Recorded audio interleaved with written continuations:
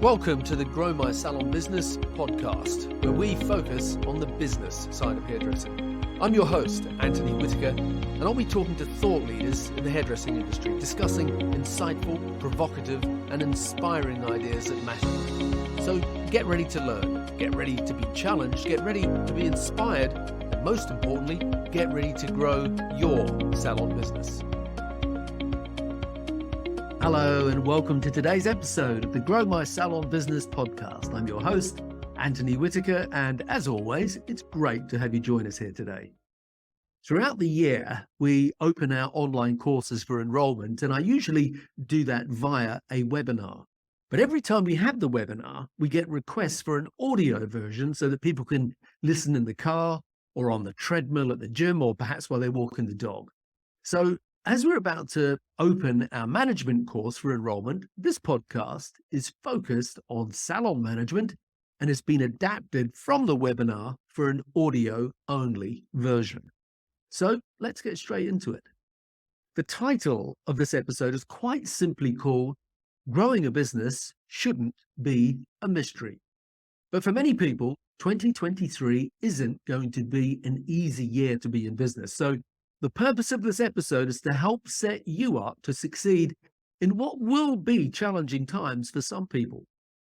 But there's one thing that I know for sure, and that is that this year, some businesses will thrive. New businesses will start and existing business models will continue to expand and evolve. And as is always the case, there will be some great success stories that come out of the next couple of years. And I want you to be one of them. In an email that I send out to promote the free video series, I speak about remembering the day that I was approved to sign the lease for my first salon. Now, if you're a salon owner, I'm sure you can recall that day for you too. I can remember it like it was yesterday, even though it was 1990. So what's that, 32 years ago? But even now, when I think about that day, I can feel the excitement, the optimism, the energy, when I got the call from my real estate agent telling me that the landlord had approved my application. And I was so excited that I wanted to get the keys and go down there straight away. But as the agent said to me, that that'll be another couple of days before I'd be able to have access. So I did what you probably did. And that was, even though I couldn't get inside, I went down there anyway. And I stood outside what would become my first salon.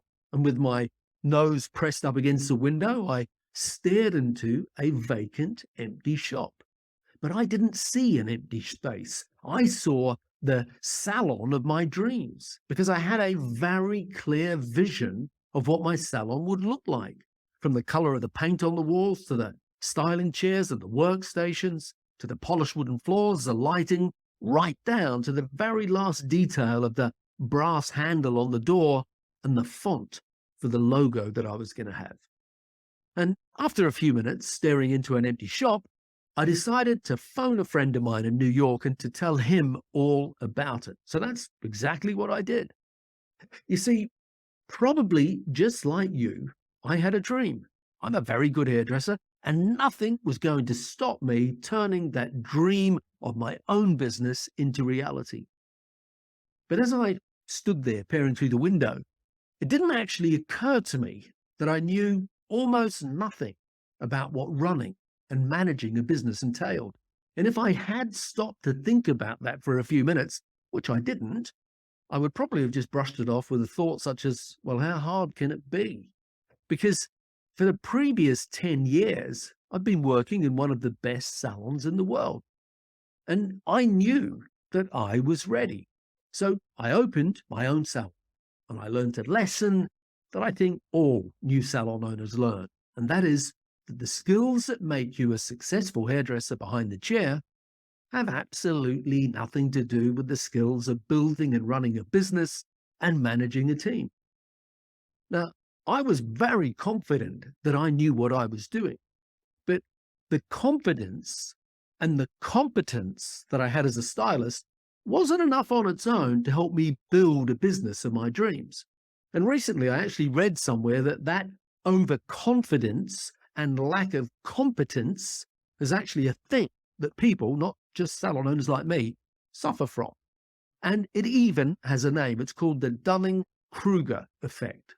And essentially, it's a journey that you go through when you open a business, whereby you usually start with a high level of confidence, but don't recognize that the lack of competence you have is going to hold you back, because it's competence that's needed to run a business. Dunning-Kruger referred to that point in your business journey as the peak of Mount Stupid, where the confidence is high, but the competence is low.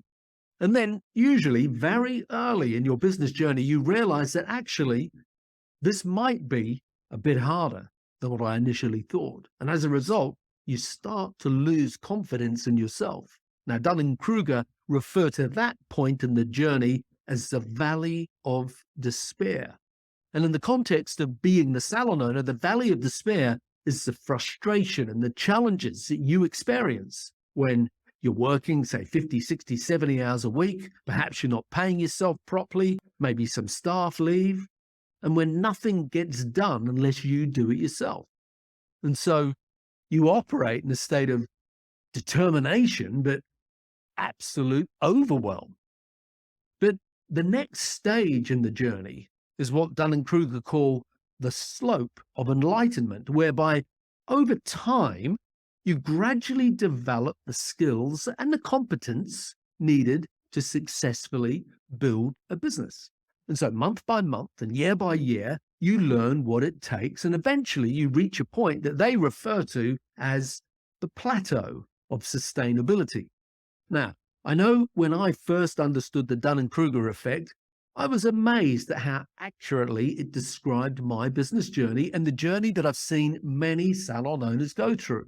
And I suppose that that's good news, because you know that you're not alone. Over the years, I've found that the challenges that I had as a salon owner and manager were not unique to me, but they're just typical of the problems of salon owners everywhere. And I suppose that in some ways that knowing you're not alone is sort of reassuring. Now, I've now been in business for over 40 years, and I've opened a total of 4 salons over a period of 15 years until I sold them for a significant 6-figure sum. And then for the last 25 years, I've been presenting business seminars in now over 50 countries, and I've had coaching clients one-to-one in over 12 different countries. And so it would be impossible not to see the pattern of the same recurring challenges that salon owners everywhere experience. So in no specific order, the 7 main challenges that I see with salon owners and managers everywhere are: number 1, that most salon owners work too hard and they receive too little reward. Many salon owners, or many salon businesses, I should say, operate in a state of chaos. They lack a system of doing business that works. Their businesses don't serve their lives. Their businesses consume their lives.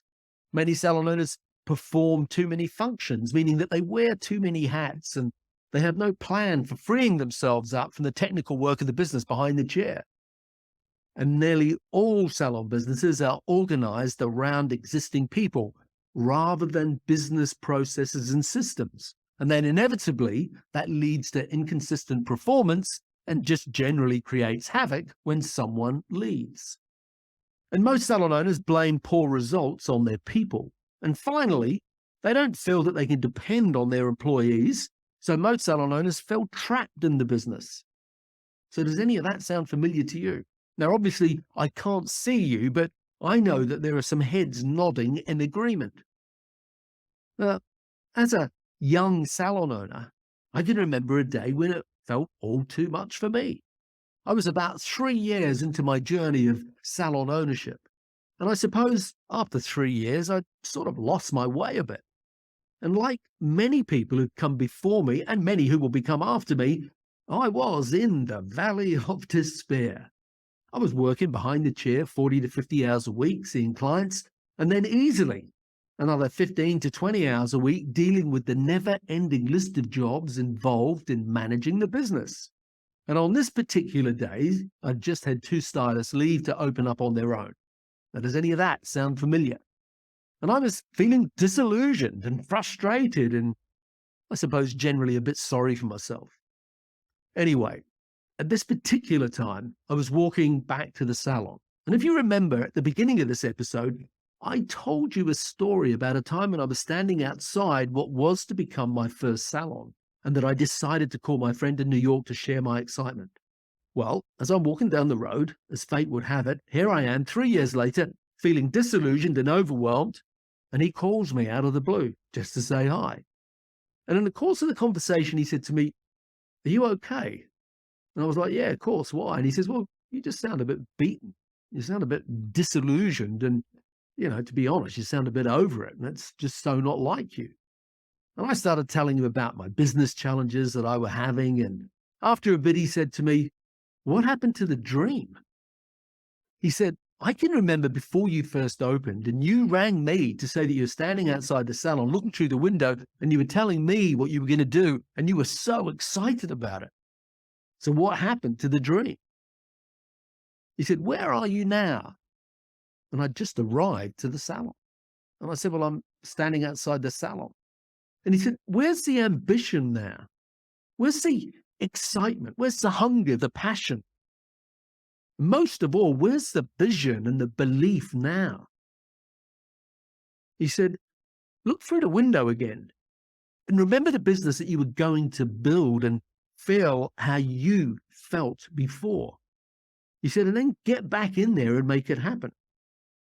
Now, I know that there are many salon owners who can relate to that story or who have had days or weeks or months like that. Every salon owner has times like that. That's part of being a business owner. That's when you are in the valley of despair. It's a real thing. And that's not a great place to be because you can start to beat yourself up and adopt a very pessimistic mindset and a negative view of life and of business. But the valley of despair isn't all negative. It's also the beginning of transformation if you're ready for it. It's an opportunity. It's a turning point. It's the beginning of the transformation that you need to go through to build a strong, sustainable business. And it starts with you because it's your business and it is what it is because of you. And in order for it to transform, in order for your business to transform into the business that you dreamt of, you need to transform yourself first into a better leader and manager. The valley of despair is simply the fork in the road where you start asking big boy questions of yourself. It's a test. How bad do you really want it? You may have heard the expression. Actually, you probably haven't because I'm the only one I've ever heard use it. And it is that you can't get half pregnant. You either are or you aren't. Well, it's the same in business. You can't be half-hearted about it. You're either 100% committed or you aren't. And so if you aren't 100% committed to learn and to deal with the challenges and to grow through them, that's when you start asking very disempowering questions of yourself. Disempowering questions like, why does this always happen to me? Or should I just give up? Or what else could I do? How can I get out of this? Should I sell the business? Should I just walk away? Do I even have what it takes? But when you're in the valley of despair, that is the very time when you have to start asking empowering, positive questions like, what am I meant to learn from this? What should I do to prevent this from happening again? Who understands what I'm going through? What are the next steps? Where can I find the solutions? What am I missing? What should I put in place instead? And the answer to all those questions begins by learning to become a more effective leader and manager, because that is the only way. That is the fastest way. That is the most efficient way. That is the only sustainable way to create more profit in your business and more freedom in your life. Most salon owners and managers are also hairdressers. Now, that can be both an advantage and a disadvantage. Scissors, combs, and tint brushes are the tools of the hairdresser, but they're just the beginning. And when the technical and creative skills of the hairdresser are combined with the communication and the people skills of what I call the super stylist, they will make you a busy, productive stylist. But it's important to recognize that the skills of becoming a busy and productive stylist or barber or beauty therapist with a full column of clients and the skills needed to manage a team and build a business and run a successful salon are just not the same thing. There's a photograph that I sometimes show in my seminars or webinars of a man doing a haircut in the middle of what looks like a bomb site. Now, I don't know what the real origins or the backstory behind the image is, but when I look at the photograph, I think of it as a metaphor for what is really going on in many small businesses. Now, to explain the metaphor, that story I tell myself, and I have no idea if it's true, but let's assume that this man is a barber or hairstylist, and he is doing what he likes to do and what he is good at, and that is cutting hair. And the metaphor or the analogy is that this is what so many of us do as managers. We are working in a bomb site. Now, on the surface, it might not look like a bomb site, but in terms of leadership, organization, and consistent management practices, it is often a bomb site. And that is what I call the salon manager's fallback position, meaning that they typically try to solve all their problems by doing what they know, which is doing more hair. A little bit like the guy in the bomb site. He's obviously got bigger problems, but he's trying to solve his problems by doing another haircut. But the real problem won't be solved by doing more hair, because the real problem in most salon businesses out there is a lack of vision, chaos, lack of systems, disorganization, and a lack of leadership and management structure. So you need to make a decision about the sort of owner or manager that you want to be, because whether you're a hairstylist or a plumber or an architect or a beauty therapist or a chef or a barber or anything else, doing the technical work of the business and building a business that does the technical work are two totally different things. And just because you're good at the job of the business, it doesn't mean that you'll be good at building a business. And if you keep doing what you've always done, you'll keep getting what you've always got. But it doesn't have to be like that. There's a quote by the late Dr. Wayne Dwyer. It's one of my favorite quotes, who said, "When you change the way you look at things, the things you look at change." Or another way of saying that is, how you see something determines what's possible. And so when you change the way you look at your business, the things you look at in your business start to change. And so back to me, standing outside my salon, looking in the window. My salon or your salon didn't just happen. You had a vision to open a business. Congratulations, you did it. But what's the vision now? Because without a vision for your business, it will go nowhere. You've probably heard or read that the odds of succeeding in business are stacked against you. If not, just type into your browser something like, "What percentage of small businesses survive?" And you'll come up with a whole list of articles. One I just typed in and came up with an article said, according to the US Small Business Administration, over 50% of small businesses fail in the first year and 95% fail within the first 5 years. Now, that is a particularly gloomy prediction, and depending on which one of those articles you read, the percentages will vary a little. But what they all unanimously agree on is that the majority of small businesses simply don't survive. But once again, it doesn't have to be like that. You see, most people underestimate how hard it is. And oftentimes there's an assumption that your business journey will go something like this. You get the idea to start a business. Someone else gives you the money, you build it, and it's an overnight success. However, it's far more likely to go something like this.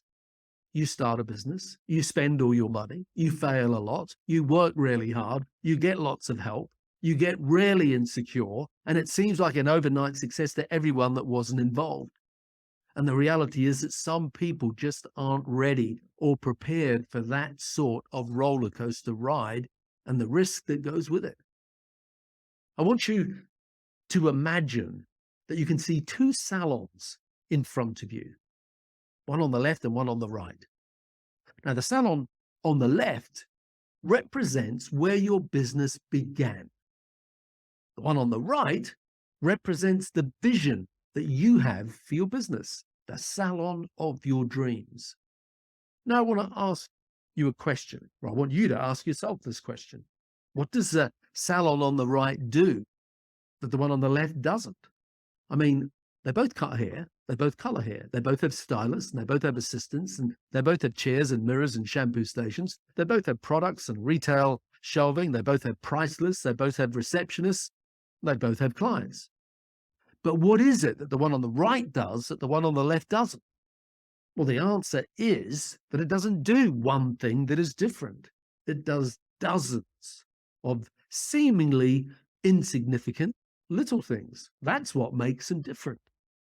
So now I want you to imagine that there is a line representing a scale of 0 to 10, with 0 being where your salon began and the 10 being the salon of your dreams. Now, here's the question. Where would you rate your salon on that line? Now, let's imagine that you said it was a 4. The question then becomes, what do you need to do to move it towards a 10? Because that is the gap between where you are and where you want to be. The gap is what's standing between you and the transformation that you want. You got your business to where it is today with your current level of skills and knowledge, and that separates you from where you began. But what separates you from where you want to go, what you want to become, your vision, requires another level of skills and knowledge and habits and disciplines and resources that you don't currently have.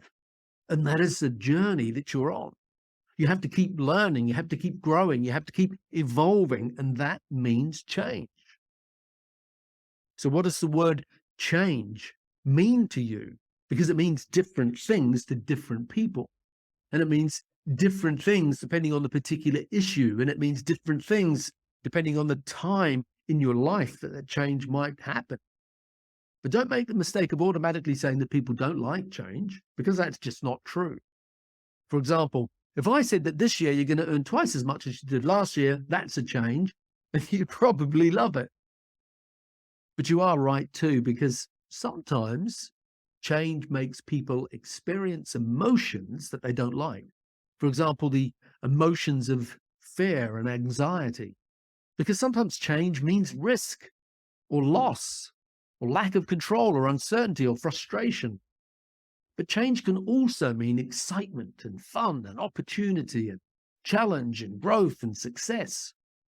I'm sure you get the idea. Change can mean many things, and sometimes the same event can cause one person to experience a negative emotion like anxiety, and the next person might experience a positive emotion like excitement from exactly the same thing. So change means different things to different people, but how you respond to change and what it means to you as a manager and leader determines how you succeed in life and in business.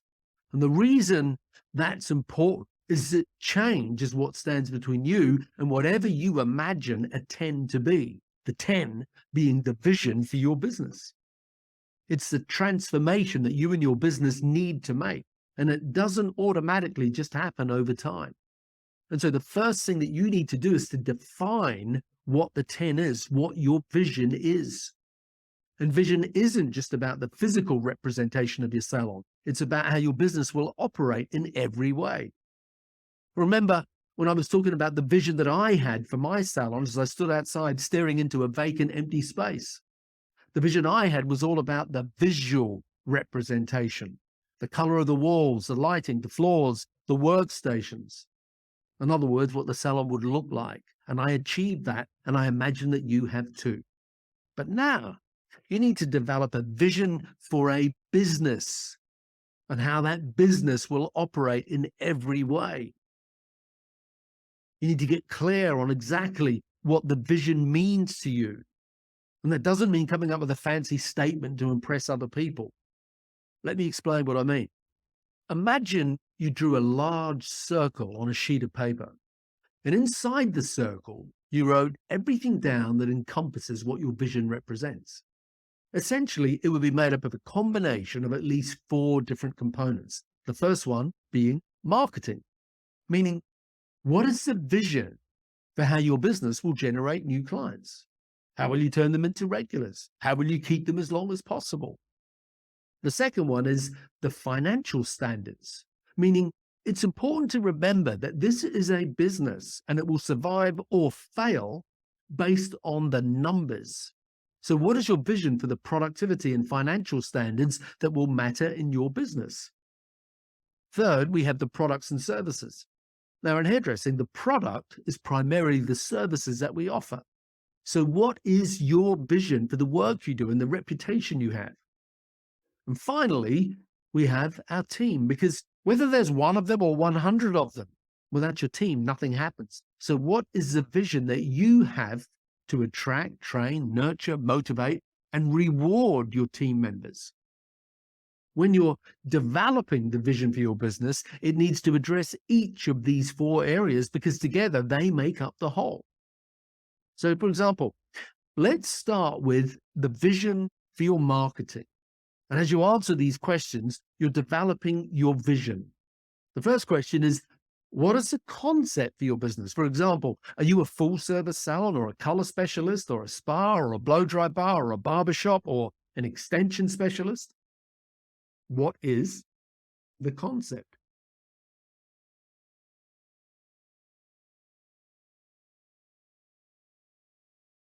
Secondly, who is your target market? Now, don't make the mistake of saying that everybody is your target market because, well, they're not. So ask yourself, who is your ideal client? Are they male or female? Are they 20 or 50? What services do they have? How frequently do they visit? Are you aiming for the premium or value end of the market? Where do your potential clients live and work? Next, what are your brand values? Meaning, what is important to you as a brand? For example, is it ongoing education? Is it being part of a community? Is it teamwork? Is it competitions? Is it supporting the environmental or philanthropic causes? And who will your product brand partners be? What product manufacturers will you align with? And do they share your brand values too? And where will your salon be located in order to attract the target market you want at the price point that you offer and the team that you want? Would it be best to be located on the main street or in the business district or the shopping center or the local mall or the city center or the suburbs?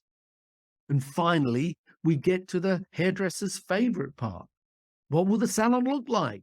The floors, the walls, the styling, the shampoo stations, and the design and decor of the salon.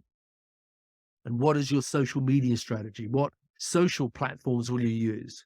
Will you do it yourself? How frequently will you post? And how much time will you devote to creating content and engaging with your online community?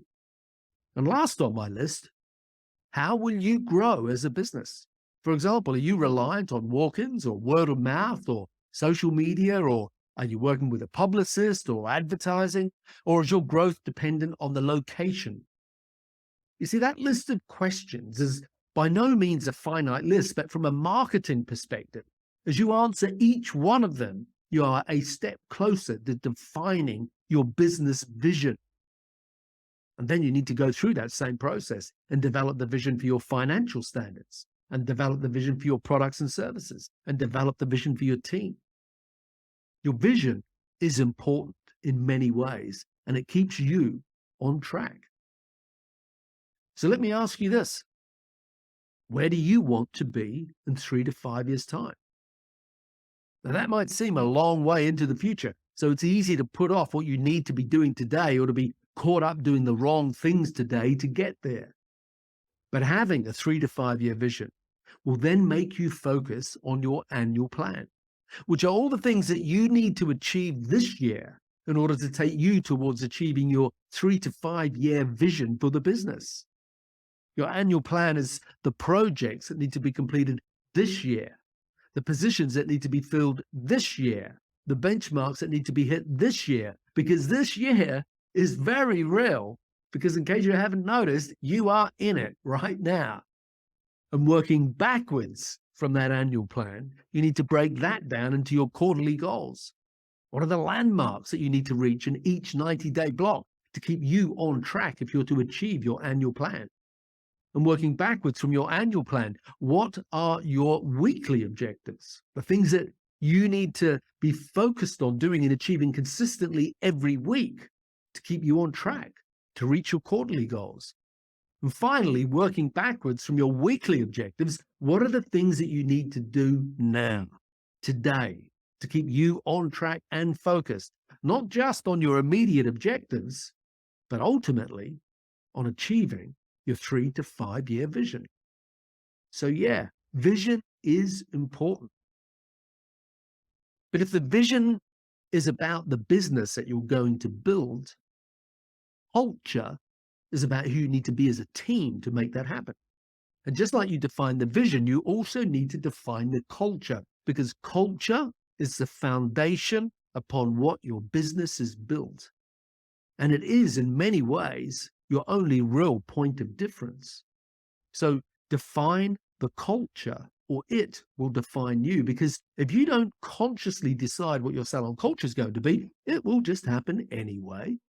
It will evolve over time, but it probably won't be what you want. It'll be what's easiest and most convenient to the individuals who work there.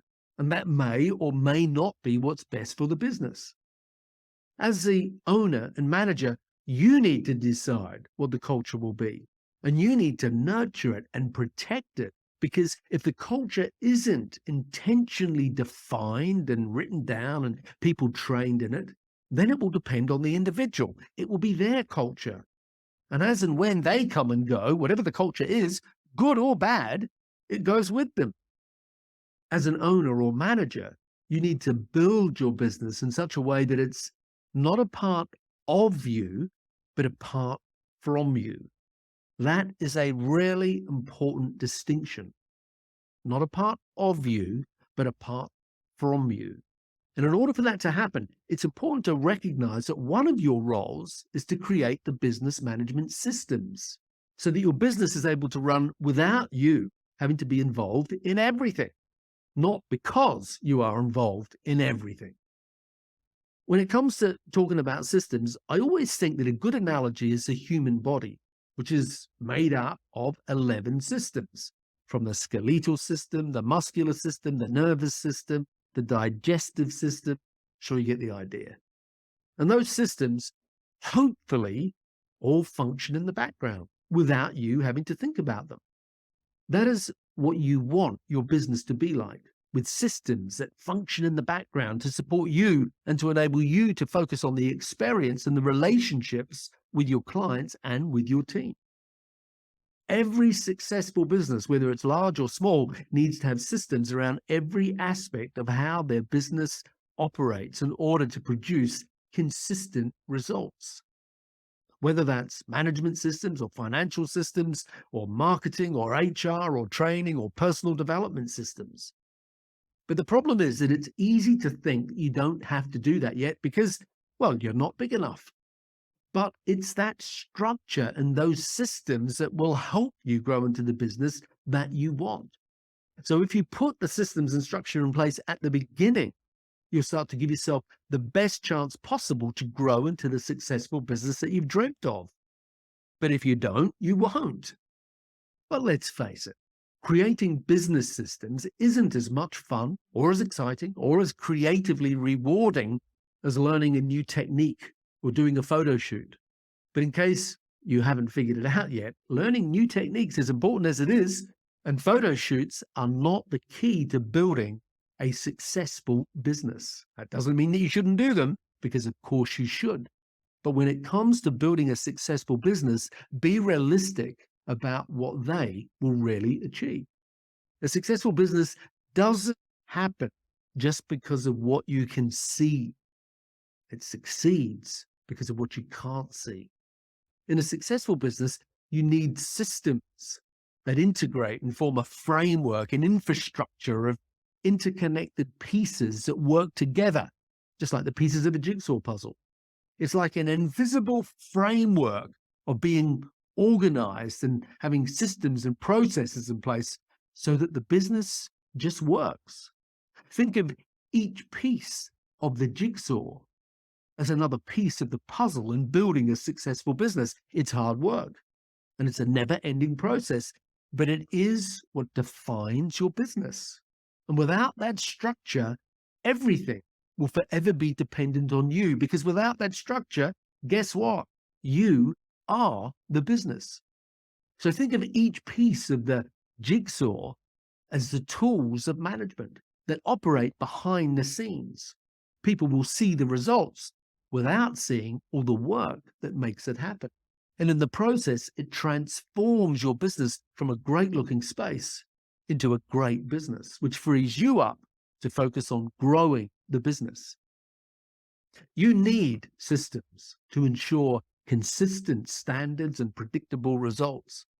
As a leader and manager, it's your job to define and develop the systems and processes that are in line with your brand experience and that reflect your values and your culture. So leave the people alone. First, look at the systems, because a solution to most problems are system and training solutions. But having said that, don't be afraid to be the leader and the manager that your team needs you to be. Now, I know it's not always easy, but people need your leadership in order for them to become the best version of themselves. They won't always like it, but as the leader and manager, that's your job. Unfortunately, many people are put into management positions for all the wrong reasons and with no training for how to be an effective manager. And so they do the best they can with the resources that they have. For example, what I mean by that is that crossing your fingers and hoping it gets better is not a management strategy, any more than waving a magic wand and expecting a miraculous transformation is, or gazing longingly into a crystal ball, manifesting and hoping for answers to appear. That's not management either. Neither is praying for a miracle or bursting into tears and having a breakdown or being a tyrant and a bully and screaming at people in order to achieve a result. That's not management either. None of that is effective management. So let me ask this question. Why did you become a manager? Was it because that responsibility of management came with the keys to the front door when you opened your business, like it did for me? Or was it because you're the oldest and you've been made manager in someone else's salon? Or that you were the busiest stylist, or that the team like you, or that you've been there the longest, or perhaps you asked for it? See, none of those things mean that you have the skills to be a manager. And that's the problem. I don't know if you've ever read the book, The Road Less Traveled by Scott Peck. It was a hugely influential personal development book and bestseller in the 1980s, I think, and it is still relevant today. But even if you have read it, you probably don't remember the first sentence of chapter 1, which is simply, life is difficult, which is true in itself. But I like to change the phrase, life is difficult, to managing a salon is difficult, because it is, and there's no point in pretending otherwise. And when new owners realize that, they often tell me that they need to employ a manager, someone who will look after the people side of things. In fact, I recently met a salon owner with only one team member, and she told me that she was making them the manager. Now, I'm not saying that you shouldn't have a manager, because at times there might be a very good reason why that is exactly what you need. But when your business is small, the best advice is generally to remember that this is what you wanted. It's your salon, and these are your problems, and so you need to take ownership of them and sort them out. Stop looking for this mythical manager who's going to arrive on a white horse and sort out the mess, because by and large, they simply don't exist. But if your salon is growing, then that might be a different scenario where you will need to train someone to become your manager or employ someone who already has the management skills that you're looking for. But I can't emphasize enough that if you're the owner, it all starts with you. And if you're not going to take ownership of the daily challenges that come with salon ownership and people management, then you really need to ask yourself, why did you own the salon in the first place? So, how do you become an effective manager? Becoming a good manager is not a case of being anointed with some mystical powers from on high, or a case of because you've been given the title or the keys to the door that you'll automatically have the skills and knowledge to be an effective manager. Becoming an effective manager happens when you have both the structure, meaning the systems and the processes, and you're able to combine that with the leadership and the people skills. And when you have both, that's the sweet spot of having both the skills and the knowledge to lead and manage a team so that it's a win for everybody. Because learning to become a better leader and manager is the most effective way to create more profit in your business and more freedom in your life. Your success is no longer determined by how good you are at doing hair or how busy you are behind the chair. Your success is all about how well you build a business. And that all starts with you and how well you manage yourself, your time, your goals, your productivity, and your own business education. You have to invest more time and money in your own development than anyone else's, because there's no point in blaming everyone else or expecting anyone else to do it for you.